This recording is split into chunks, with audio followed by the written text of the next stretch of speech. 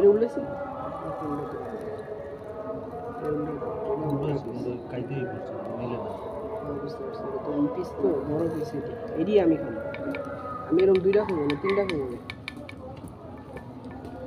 সবগুলো পিস একটু তেলের না গন্ধ তো আরো ফ্লেভারটা বাড়ে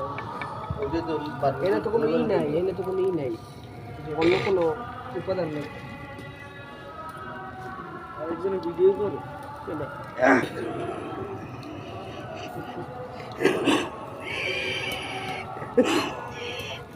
আবার কাশি দেখছি কেমন